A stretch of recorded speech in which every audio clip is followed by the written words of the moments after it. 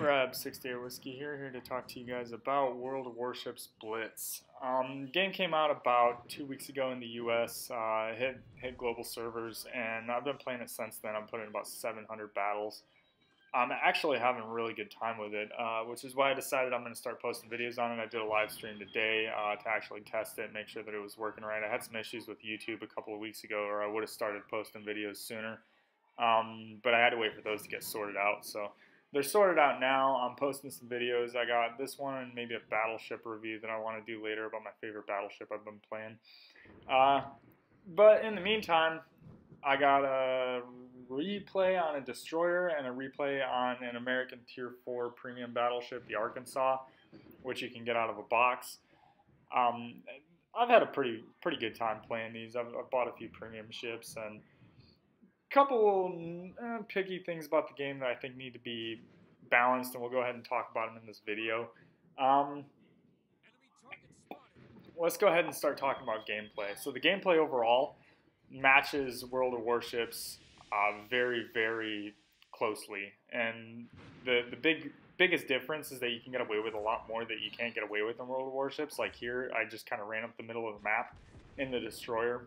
Can't necessarily get away with that as easily in World of Warships because one destroyer might run into 10 enemy coming up the middle.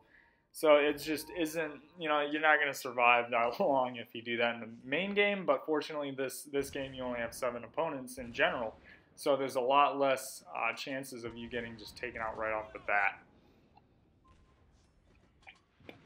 The other thing that I want to hit on is some of the controls. Like here you'll see that I can zoom and use the scope feature, which isn't as refined as it is in the main game, but that's fine. You can still do the Kentucky windage that you need to do to make your shots land on moving targets and stuff like that.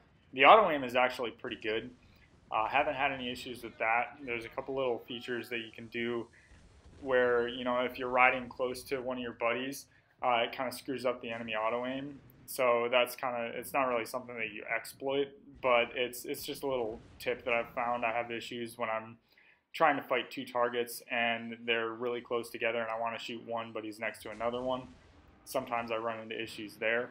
But for the most part, the controls are really good actually for a mobile game. You get some people who only play tanks on PC, but this isn't going to be one of those games, I don't think, because you're not going to be doing the micro moves that you do a lot in tanks and stuff like that. Really, most of your movements are going to be left and right, and then you set your speed to what you want it to be. There's 2 different control schemes that you can use, too. The one is the one that you see here in the bottom left, where you have a left and a right button to control your rudder, and then you have the speed, and you have 2 forward speeds, stop, and 1 reverse speed, as opposed to the main game, which I think has 3 or 4 forward speeds that you can do. But for the most part, that's enough for this game. You don't need any more than what it has. Different classes. You have all the same classes that you have in the main game. You have cruisers, destroyers, carriers, and battleships. As you would expect, the tech trees aren't as refined as they are in the main game, but it's not really a big deal. It takes so long to grind different tiers. Which I'll get into this kind of on the gameplay aspect. The matches are 6 minutes long. Very seldomly will you have a match that lasts less than 4 minutes. Most of the matches that I've played actually ran out the full 6 minutes. I would kind of like to see that match timer go up. I think there's been a lot of matches at lower tiers that had I had 7 minutes, the match would have went totally different. I either would have lost or won the match based on that extra minute. That being said, it is a double-edged sword. It does work both ways on that. And plus, like I said before, most of the matches do go and completely ride out the timer. So that double-edged sword comes in when you kind of take into aspect that you may end up having 7-minute matches, which just makes the grind that much longer. That being said, I really enjoyed the destroyer line. It's pretty fun. The torpedoes at lower tiers are just way overpowered right now. I think they kind of need to be toned back a little bit. At lower tiers, it seems like destroyers completely dominate. Not so much at the higher tiers.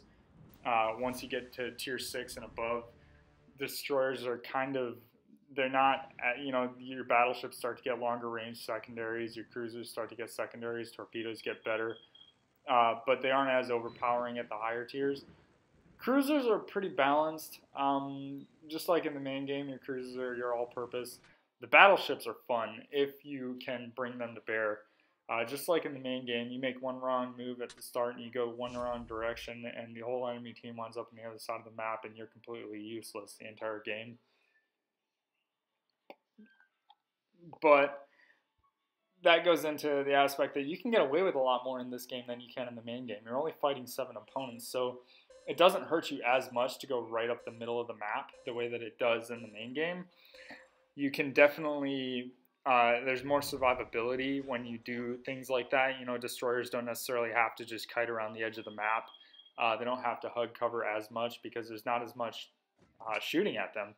They are still the soft targets, but when you take into account that there's only 7 ships on the enemy team, and some of the maps that you'll find in this game are the same maps that you have in the main game, which I found pretty interesting.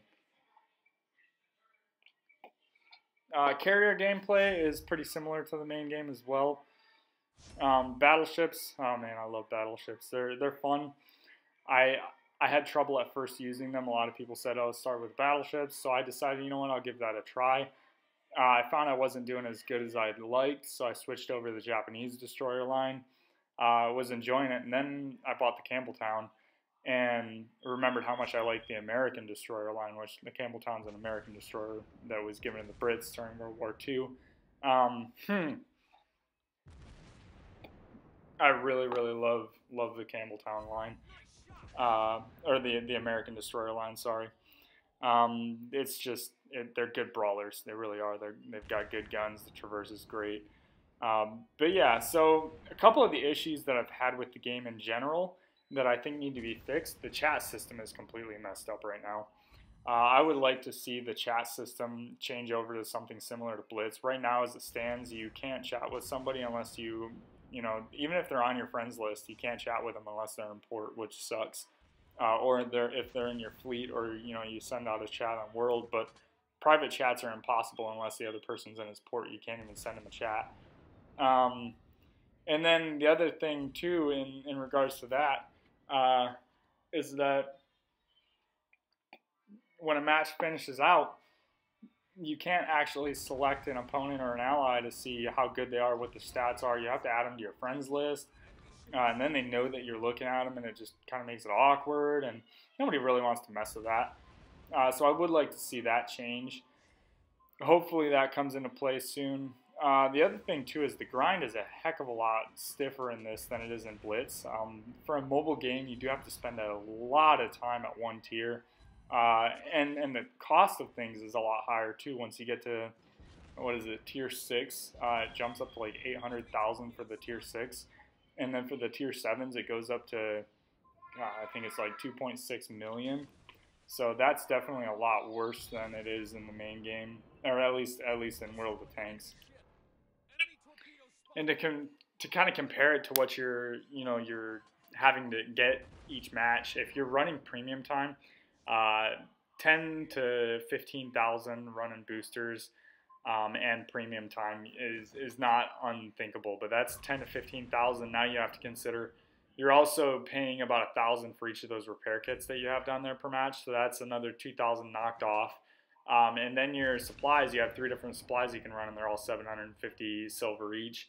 So each match, you're looking at paying close to we'll say 4,000 or more. Credits that are silver that's being taken away right off the top, which really, really kind of sucks when you stop and think about that of the 15,000 that you might get if you have a really good game, 4,000 of it just came out in those supplies that you have to keep on hand with you at all times, because you can't just go and get them, put it on auto resupply every time it goes in like you can in World of Tanks. It just auto resupplies it for that ship or that tank. In this, you have to go in, physically attach it to the ship, have a stock on hand. You can buy 100 at a time, which is about 75,000 of your supplies, or and then your consumables. you're looking at 1,000 each. So at one time, if you go and restock everything at the same time, you'll have to pay 100,000 to get 100 of one type, another 100,000 to get 100 of the other type, and then getting the other three, you're going to pay 75,000 a pop. So you're paying 400, close to 500,000 credits for 100 matches just in those. And in 100 matches, if you're only making 100,000 credits, that's half of what you make practically if you're averaging 10,000 credits a match.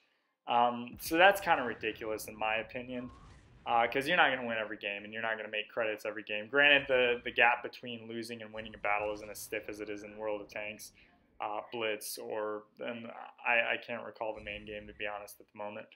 But that being said, the game is really fun and the gameplay doesn't change that much going up the tiers. Experience of your opponents and your allies does change. Destroyers are so much fun at the low tiers because new players don't understand how to fight them, and that's it makes it so you can be completely devastating at low tiers in a ship, like a destroyer with torpedoes. But overall, I've had a really good experience with the game.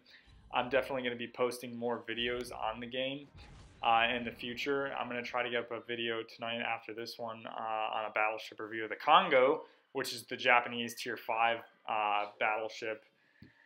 And I'm probably going to run up that line. I'm running up the American destroyer line and the American carrier line at the moment just because I love the way that they look, and I love the history behind it. There's the first battle that I played in this was The Sims, and oh my lord, I'm probably going to try to get a review up on that as well because I really enjoyed The Sims. But anyways, thanks for watching. I hope you guys enjoyed the video. I hope you guys enjoyed the game. If you have any comments, feel free to post them. These two matches, by the way, were really fun, and they were back-to-back, obviously. You saw that. I just kept the video running.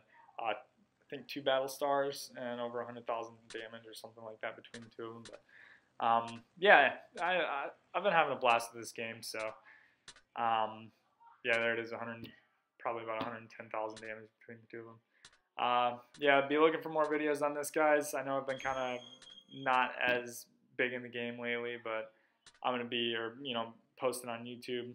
I'm going to be posting some videos here in the near future. Thanks for watching, guys.